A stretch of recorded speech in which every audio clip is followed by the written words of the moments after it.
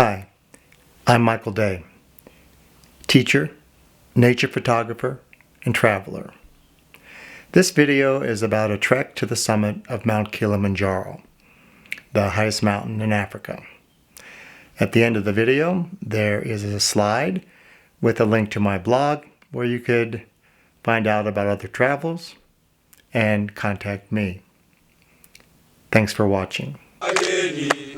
Wakaribishwa wapi? Kilimanjaro, hakuna matata. Hakuna matata. Tukaenda na Shira, hakuna matata. Tanko tulipita, hakuna matata. Leo ni Karanga, hakuna matata. Summiting Mount Kilimanjaro, over 19,000 feet, the highest single freestanding mountain in the world, was the most challenging adventure of my life.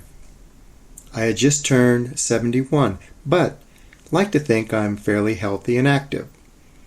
I'm still a long-distance runner, but my marathon years are behind me. Still, I commonly hike over 9,000 feet. Still participate in numerous multi-day backpacking adventures, especially in Yellowstone National Park. And in 2012, trekked 10 days to the base camp of Mount Everest, reaching the peak of Kilimanjaro at over 18,000 feet. So I was used to the conditions a multi-day tenting backpacking trek might entail. My companions were a friend from Montana, 2 Tanzanian safari guides, and one of their friends. They also felt the lure of reaching the highest peak in Africa.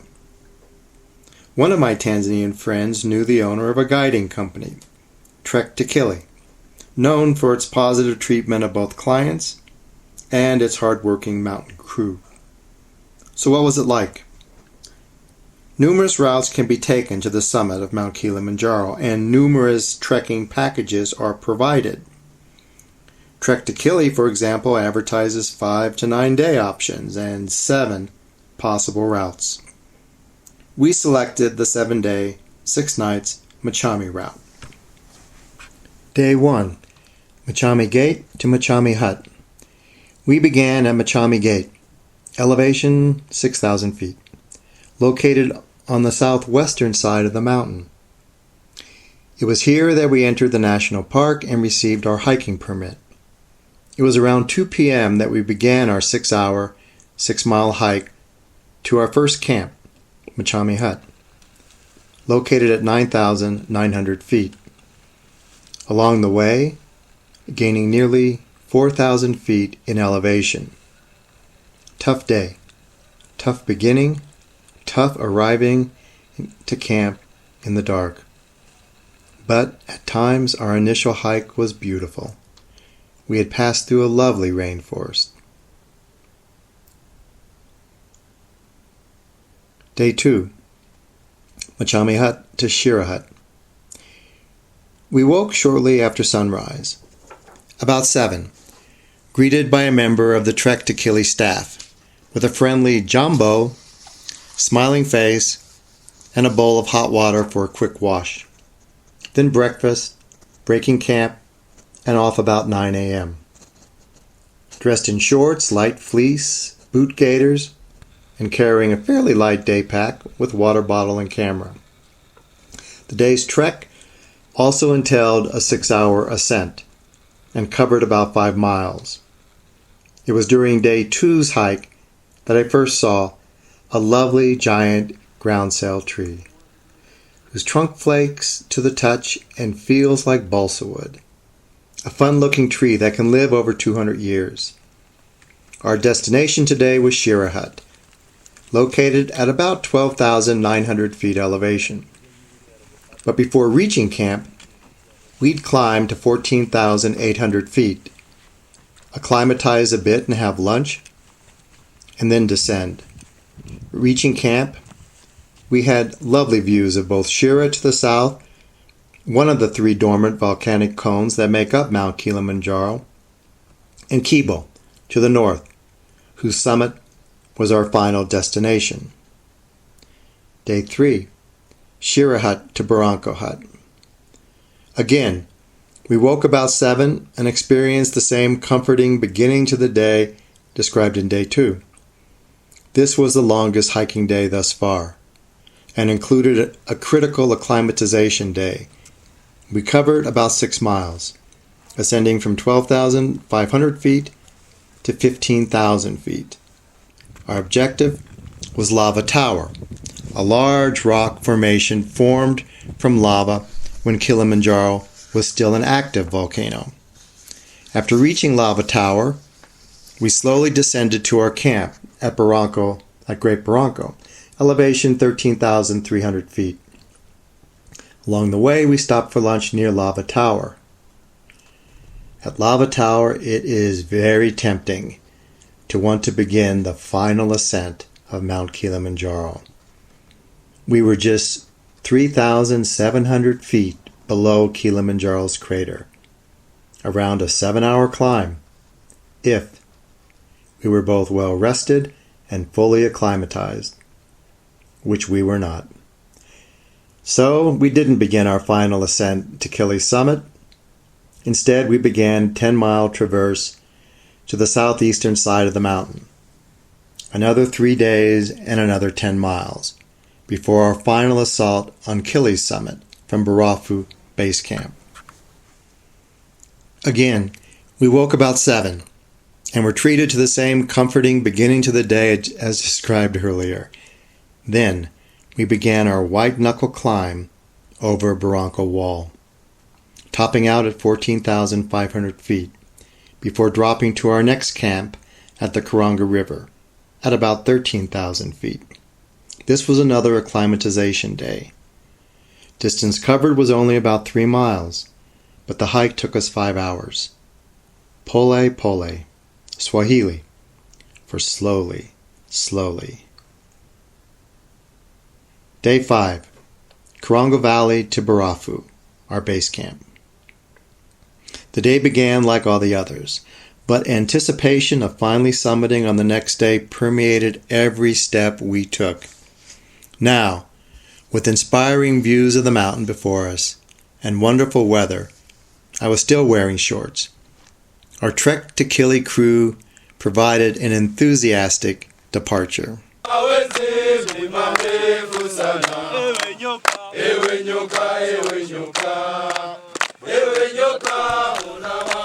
This was our shortest hiking day, only covering 3 miles in 4 hours, beginning at 13,300 feet and ending at our base camp, Barafu, at 15,000 feet.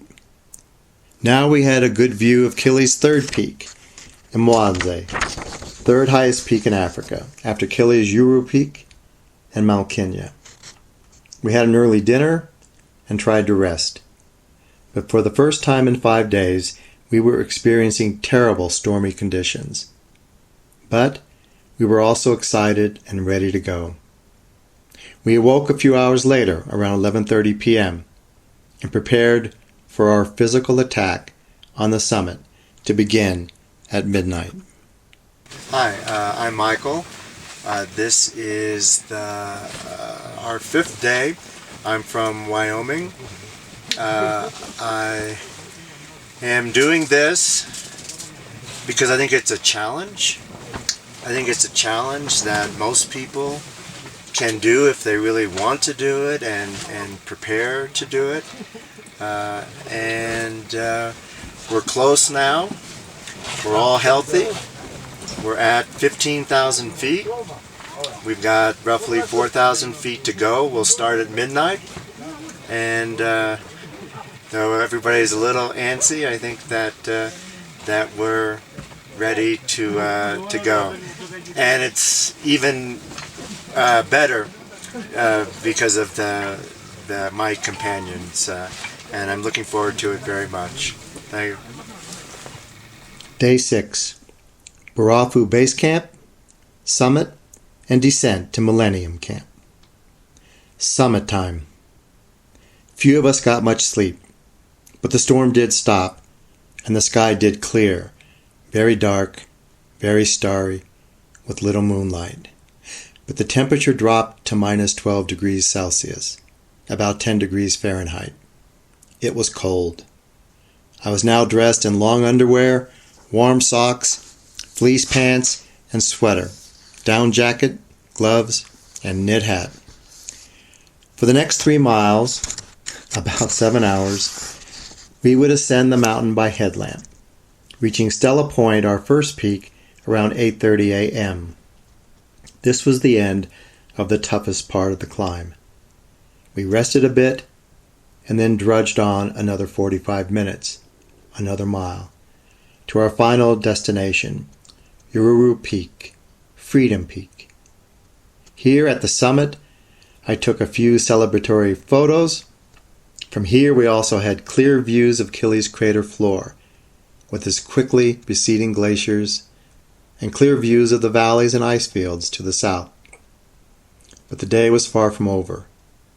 I hurriedly photographed the summit area, and then around 11ish began the challenging scree-covered descent. This entailed trekking downhill for 7 miles to Millennium Camp, elevation about 6,000 feet, arriving shortly before sunset at 6:30 p.m. What a long, grueling day that had been. I was extremely tired, with blistering feet, but also extremely pleased at our success.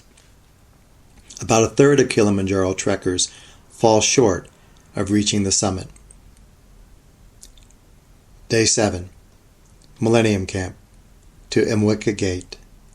We woke, ate, danced, and sang, then departed for Mweka Gate, our exit from the park.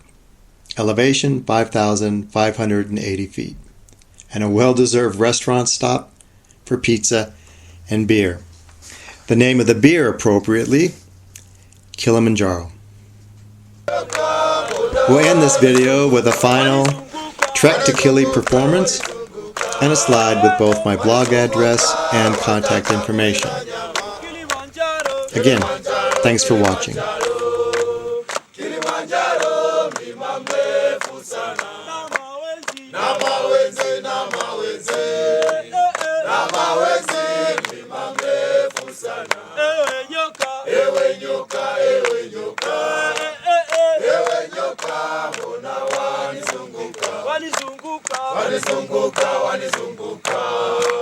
Wanizunguka, wataka kunila nyama.